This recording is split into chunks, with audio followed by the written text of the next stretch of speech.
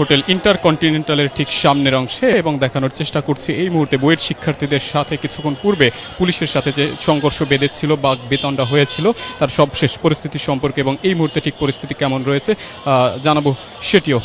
দেখতে পাচ্ছেন যে এই মুহূর্তে হোটেল ইন্টারকন্টিনেন্টালের ঠিক সামনের অংশের যে প্রবেশদ্বারটি রয়েছে যমুনার, সেই প্রবেশদ্বারে কিন্তু বিপুল সংখ্যক পুলিশ সদস্যরা এখানে বসে আছেন। কিছুক্ষণ পূর্বেই তাদের সাথে কিন্তু বাকবিতণ্ডা এবং সংঘর্ষ তৈরি হয়েছিল বুয়েটের আন্দোলনরত শিক্ষার্থীদের সাথে এবং তারা কিন্তু এই মুহূর্তে এখানে অবস্থান নিয়ে কেউ দাঁড়িয়ে আছেন, কেউ বসে আছেন এবং ঠিক অপোজিট পাশে কিন্তু কিছু শিক্ষার্থীরা এখানে রয়েছেন এবং কিছু শিক্ষার্থীরা মেট্রোর যে সামনে যে মেট্রো রেলের স্টেশনটি দেখতে পাচ্ছেন তার একটি পাশে কিন্তু অবস্থান নিয়ে বসে আছেন। তবে পরবর্তী ঠিক কর্মসূচি তাদের কি হবে সেটি এখন অবধি যদিও জানা যায়নি।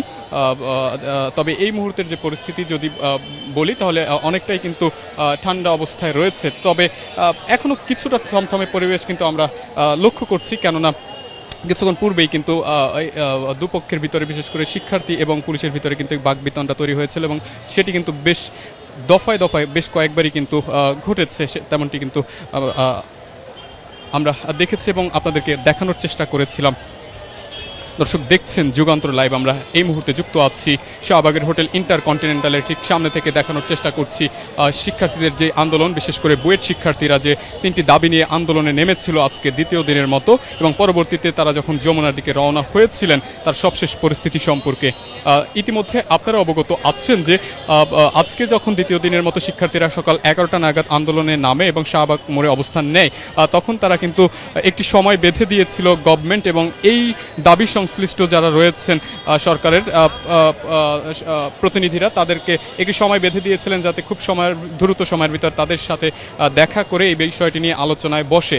তবে তাদের সেই সময়ের ভিতরে সরকারের পক্ষ থেকে বা এই সংশ্লিষ্ট যারা রয়েছে সেই প্রতিনিধিরা কেউ এসে তাদের সাথে কথা না বলায় কিন্তু পরবর্তীতে তারা আলটিমেটাম দিয়েছিলেন যে সচিবালয়ের দিকে তারা রওনা করবেন এবং তাদের পরবর্তী অবস্থান সেখানে হবে।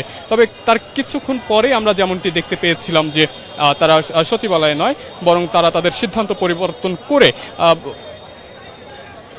যমুনা অভিমুখে রওনা হয়েছিলেন এবং শাহবাগ থেকে যখন হোটেল ইন্টারকন্টিনেন্টালের পাশ হয়ে যমুনার দিকে প্রবেশ করছিলেন তখন কিন্তু পুলিশ সামনে ব্যারিকেড দিয়ে বাধা হয়ে দাঁড়িয়েছিল এবং সেই বাধা উপেক্ষা করেই কিন্তু শিক্ষার্থীরা ভিতরে প্রবেশ করেছিলেন এবং সবশেষ পুলিশ কিন্তু তাদের ছত্রভঙ্গ করার জন্য সাউন্ড গ্রেনেড নিক্ষেপ করে এবং পর্যায়ক্রমে আমরা দেখতে পাই যে একের পর এক সাউন্ড গ্রেনেড নিক্ষেপ করা হয় তাদের ছত্রভঙ্গ করার জন্য এবং বেশ কয়েকবারই কিন্তু তাদের ছত্রভঙ্গ করে দেওয়া হয়েছিল। পাশাপাশি যেমনটি দেখতে পেয়েছিলাম যে টিয়ার শেল সহ জল কামানো কিন্তু নিক্ষেপ করা হয়েছিল। তো এরকম বেশ কয়েকবার দফায় দফায় চলার পরে ঠিক এই মুহূর্তে আমরা দেখতে পাচ্ছি যে পুলিশ এবং শিক্ষার্থীরা দুটি পাশে কিন্তু অবস্থান নিয়ে বসে আছে। আমরা হোটেল ইন্টারকন্টিনেন্টালের পাশ দিয়ে যে প্রবেশদ্বার রয়েছে বিশেষ করে যমুনায় প্রবেশ করার জন্য সেইখানে পুলিশের সদস্যরা রয়েছে এবং তার ঠিক অপোজিটেই যদি দেখাই যে শাহবাগ মেট্রো রেলের যে স্টেশনটি রয়েছে হোটেল ইন্টারকন্টিনেন্টালের পাশে সেখানে কিন্তু শিক্ষার্থীরা অবস্থান নিয়ে বসে আছে।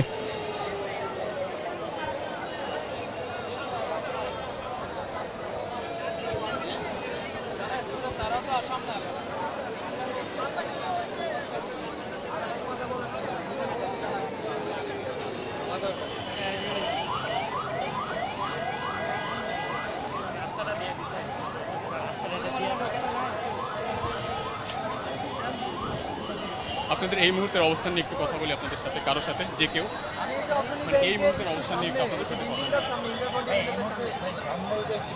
অনেকেই আছেন তাদের সাথে কথা বলেছি, মানে এই যে কিছু তার পরবর্তী অবস্থান আপনাদের বা কতজন এটা নিয়ে একটু কথা বলি যে কেউ মানে আপনাদের এই মুহূর্তের অবস্থানটা কি আছে? আচ্ছা, এই মুহূর্তে হইতেছে আমাদের শান্তিপূর্ণ আন্দোলন চলতেছিল, আমরা শান্তিপূর্ণভাবে এখানে আগায় আসছি, নিরস্ত্র ছিলাম, আমাদের কাছে কোনো অস্ত্র কিচ্ছু ছিল না। তারপরও পুলিশ আমাদের উপর আক্রমণ করছে, আমাদের অনেক ভাই সাউন্ড গ্রেনেডের কারণে রক্তাক্ত হয়েছে, আমার মেডিকেলে ভর্তি আছে।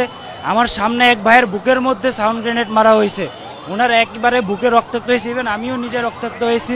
তো এই মুহূর্তে এত রক্তক্ষরণের পরে আর আমরা আমাদের দাবি ছাড়া সরব না এখান থেকে। আমাদের যে 3 দফা দাবি তাও এখান থেকে ইন্টারিমের কাছ থেকে 3 দফা দাবি পূরণ করে নিয়েই তারপর রাজপথ ছাড়ব। দর্শক যেমনটি শুনছিলেন যে ঠিক যখন পুলিশের সাথে বাক বিতণ্ডা তৈরি হয়েছিল সেখানে শিক্ষার্থীদেরও বেশ কিছু শিক্ষার্থী কিন্তু আহত হয়েছে, তাদেরকে মেডিকেলে নিয়ে যাওয়া হয়েছে তেমনটি কিন্তু তারা জানিয়েছেন।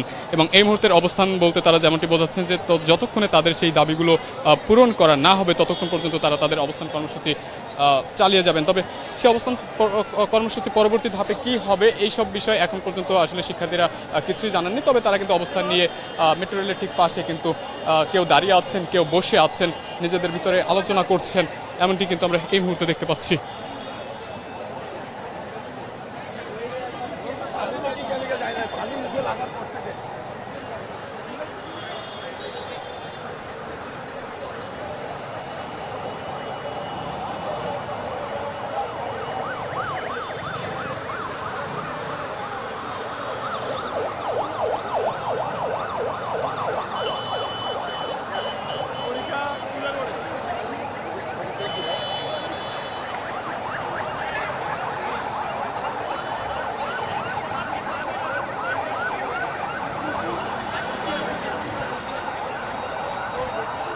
দর্শক আবারও হাজির হব যুগান্তরের অন্য কোনো সংবাদে, কিংবা জানাবো এই বুয়েট শিক্ষার্থীদের আন্দোলনের সবশেষ পরিস্থিতি সম্পর্কে।